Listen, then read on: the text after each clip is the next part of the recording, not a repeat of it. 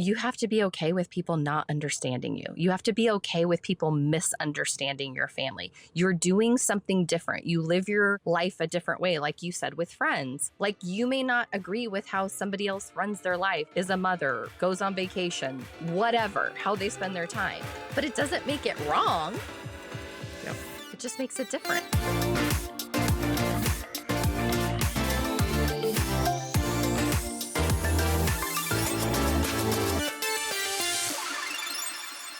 Hi, I'm Jen. Hey, I'm Suzanne. Today we are talking about, I think we're getting a little more salacious in our content, but today we're talking about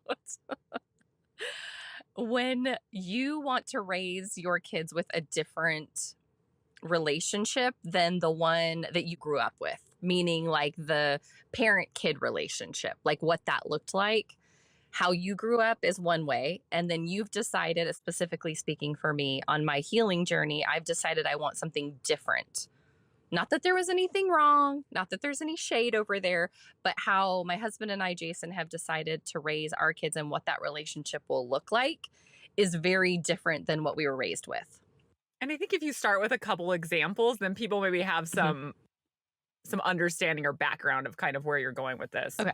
So as we all know, I'm the connection queen. I'm just going to name myself that now. And so when we were raised, I always say we were we were raised on proximity was considered connection. Like, we were always around each other. And then obligation, right? There was just specific things that you're obligated to do because you're part of this family. And then appearances. Like, in this day and age, we'd call it the sweeping under the rug. Like, there's nothing wrong, nothing to see here except just excellence and gold stars over here at the... Just keep moving along. Don't look too closely. Yeah, exactly. So those are things that during my healing journey, I have identified as things that, while they might seem like connection, they actually don't fill my connection cup. They don't make me feel like unconditional love and peace and a closeness and... Yeah, and I was going to say that, just like we talked about before, because I would be worried if people hear this and think like, oh, so is proximity not important? So your kids have no obligation to you? Like, what? Yes. And so I want to be clear that what you're saying is it's not all proximity. It's not all appearances. At least I think that's what you're saying. Absolutely. Yes. So before you get your offense, like, don't make me go to being offended again. Before you get offended, hear me out. Because I will say, if you are easily offended by what I just said, you're who I'm talking to. So I will give you, because now we're just getting into it. The coach is coming out, people. This is how she speaks to me. Well, Suzanne, and you get your little like head going, a little peacock that goes back and forth. And if you're on our YouTube channel, you see a little like head. There's like a meme of a little like peacock that like goes back and forth with its head. Oh my gosh, I can't stop laughing. So if you're already offended, hang out with me just for a second, hear me out. So let me give you some examples for what we want for our family. So it is really important to me that my kids feel loved the way they need to be loved, because everybody's different. And that's something I've learned. Like, just because I'm loved, like I need this to be loved, like I learned my husband needs to be loved in a very different way. My son needs to be loved in a very different way. My daughter needs to be loved in a different way. And so instead of having like, this is the way we love, like a statement or a like core value, our core value is love people the way they need to be loved. And that requires a lot of intention. And it requires a lot of attention, and it really requires you to get outside of yourself and really get to know people and really ask questions and spend time understanding who your people are. And that wasn't something we necessarily did before. We do spend a ton of time together, but that doesn't count as our connection per se. Like, yes, we need to be around each other, but when we're around each other, we're not all on our phones. When we're around each other, it's intentional quality time where we're talking about something. We like to have dinners, like a certain amount of dinners a week. I mean, it's changing with different seasons, right? Because they're getting older. Do you have any other ones that we do a little differently? Well, I think obligation. Oh yeah. Well, appearances. Well, and appearances being that it's okay to be vulnerable. Like us a very specific example is this podcast. Like, this is clearly Very, not keeping up with appearances, and I get very yes. uncomfortable with it, which is why I keep doing it, because Mhm. it doesn't feel right, but I want my boys to know, and the legacy I want to leave them as a mom is it's okay Mhm. to be vulnerable. And no, you don't need to voice it to the world like we're doing, No, but it's right. a way to help people. And that vulnerability is we're all It's vulnerable and we all make poor choices at times and we all wish we would have done things differently. And that life mhm, is not curated in social media. mhm. That's not reality.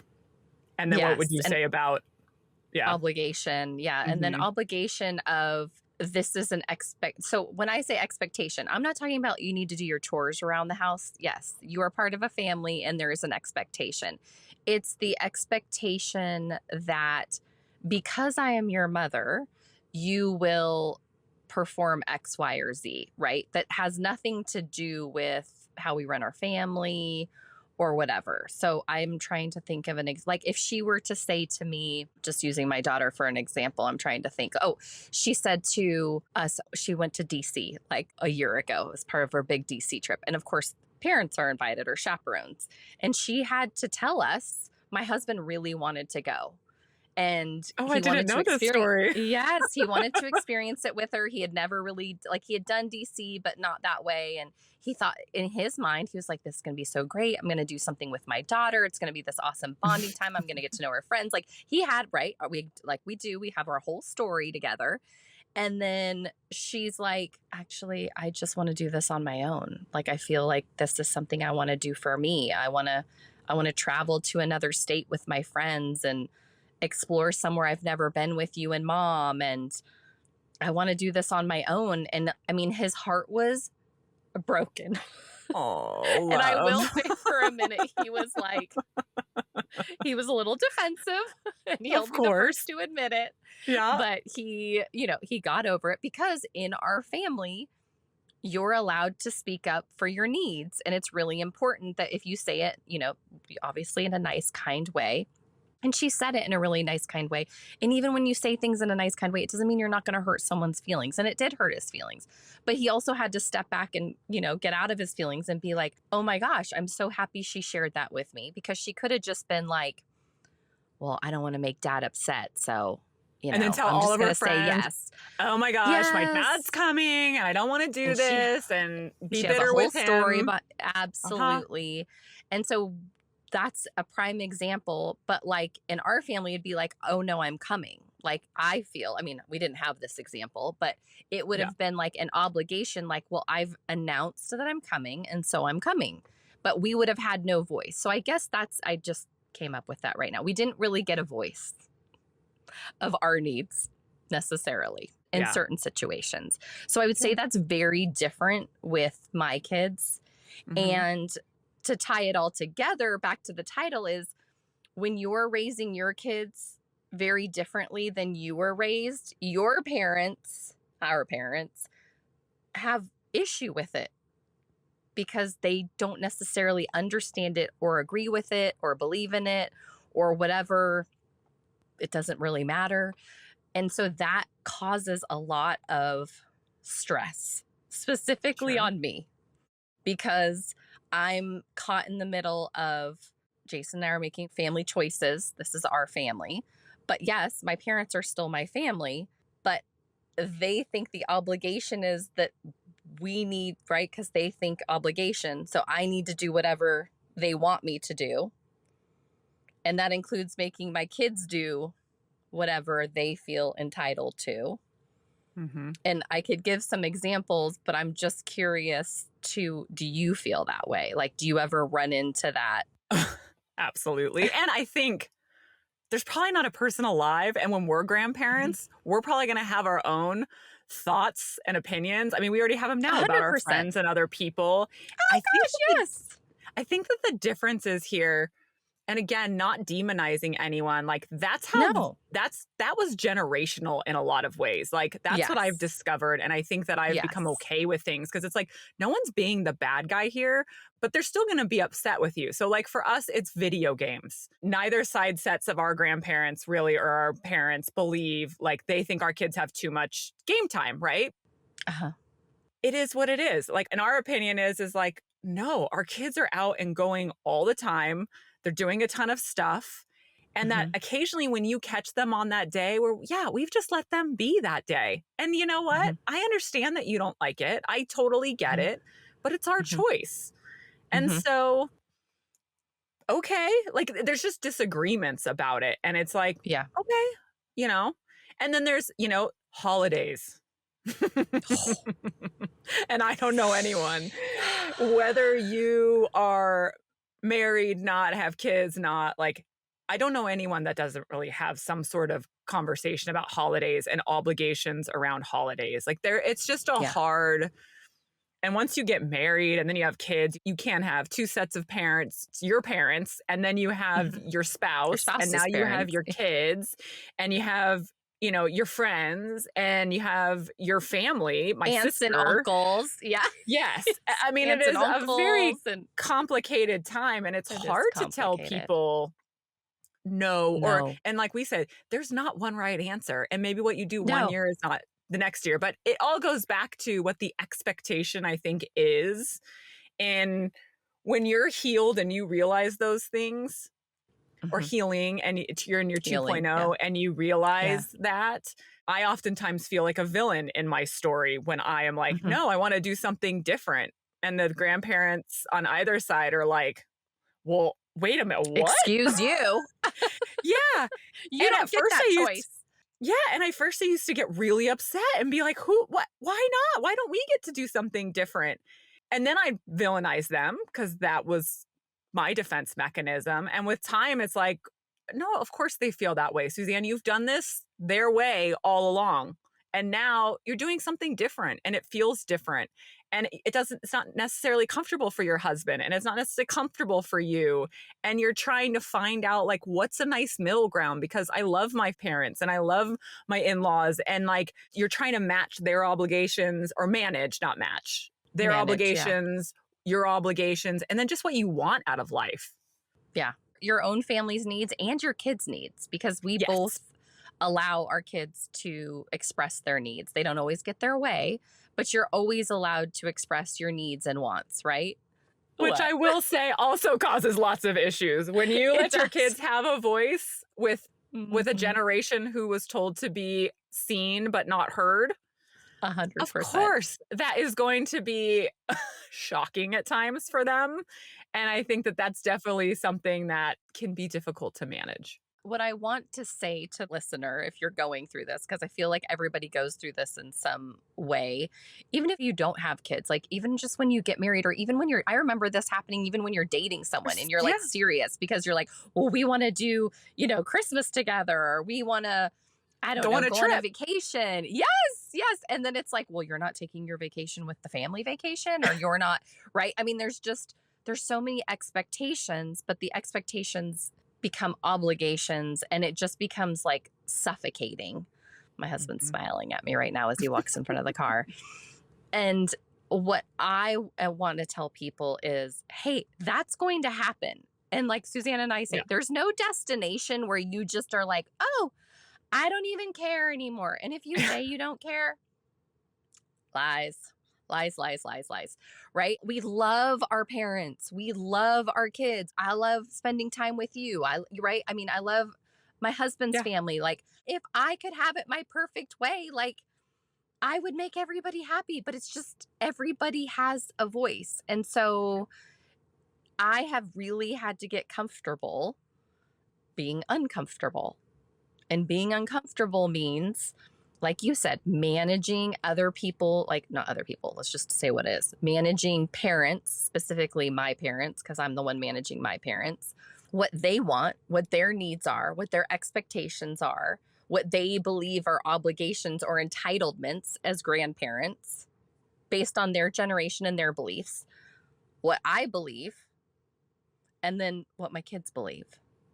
And sometimes what my kids want is something that my parents think they are entitled to. And I'm the mom. It is my job to to represent my daughter, like for instance, my daughter's feelings. So let me just give you an example of a very touchy one is my daughter play soccer, and she was going through a really difficult time, as we all know from the different episodes.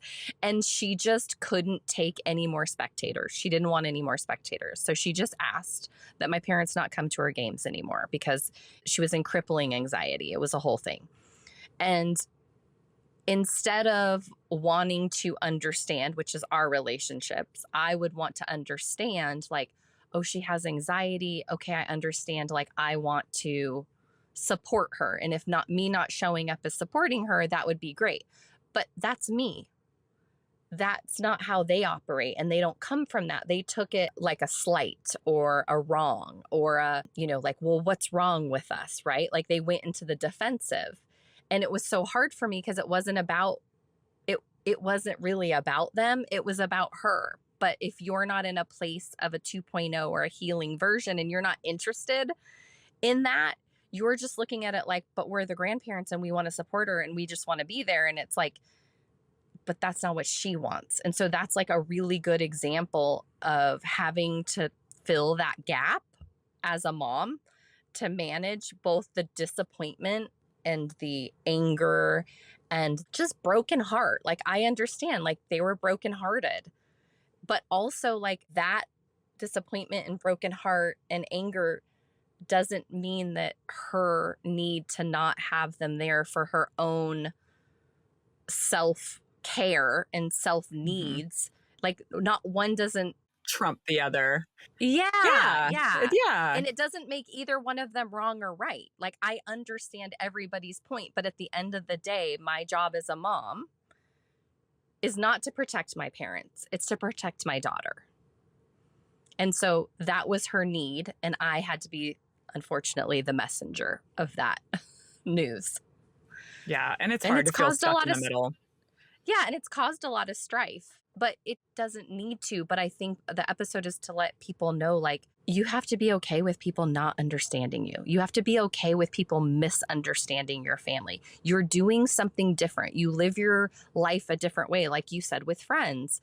Like you may not agree with how somebody else runs their life, is a mother, goes on vacation, whatever, how they spend their time. But it doesn't make it wrong. Yep. It just makes it different. And I think just to kind of piggyback on that, it's so easy for all of us to get defensive. I know I find myself very defensive at times. And so I think one of the things that I have to really focus on, and we've talked a lot about it, is I need to stop, take a breath, like don't agree to anything, whether it's your child's request, the grandparents' request, like whatever. Take a breath, because what you've been taught and what you've learned along the way is not necessarily how you want to act now. And so, and I think for me, for example, if I go along, and I did for years, just went along with what the grandparents want, despite what my kids needed, I would be resentful of my grandparents or of my parents or my husband's parents or whatever the situation is. And that's not fair to them either. Like, I'm not out there advocating or saying, hey, this is the reason I'm doing something. So I'm not even giving them an opportunity to say their piece or get upset. So it's like, most likely you've been living it the way that we've all been taught, which is to just go along and get along. And your kids just need to do what they need to do. So it's definitely a different way of thinking. And it's not for everyone. Like, that's the other thing I realized. Like, some people, they just want to go along and get along, and they're like, that's good for them. They don't want what we want, but we just want something different.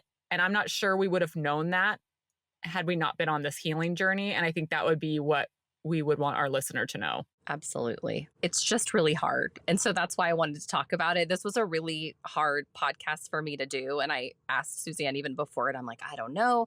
Because at the end of the day, do not want to paint my parents in a bad light. They just want different things than I want sometimes. And it doesn't make one of us wrong. Like, as Suzanne and I say all the time, like, nobody needs to be the villain and nobody needs to be the victim. Sometimes it's just agree to disagree. And I think the agreeing to disagree is the discomfort that I feel. And like, even as I say it, like I can feel it in my chest because I don't like disappointing people. At some point when it comes with your parents, you just have to have peace that like, ultimately, your job is to raise your family. Like their job is done. They raised you, you've gone out into the world and you're raising your family and you would like to include them and you would like them to be a part of your life, but they also have to fit in to what your life looks like and what your values are and what's important to your family. And if they're not willing to do those things, then there's going to be a limiting of how often you hang out with them, just like a friendship would happen, right? Like, Yeah. if you don't do the same things, you don't enjoy the same things, you don't appreciate the way they talk to a waiter, like, you're not going to be like, yeah, let's go to dinner again. You're going to be like, I'm just not going to go to dinner with that person anymore. I'm just using like a random example. And just because they're your parents doesn't change that for me. Dynamic. Mm-hmm. Yeah. And then I think I'd ask our listener then, just to kind of wrap it up, is if you look at the relationship with your kids right now, is there something that you're just doing that you're actually resentful of, but you're doing it because you think you have to out of obligation to your parents or to your in-laws' parents? Yeah. Or your in-laws, rather. So, all right. Well, that's it for today. I hope you learned something in my very vulnerable story. All right. We'll see you next time. Bye. Bye.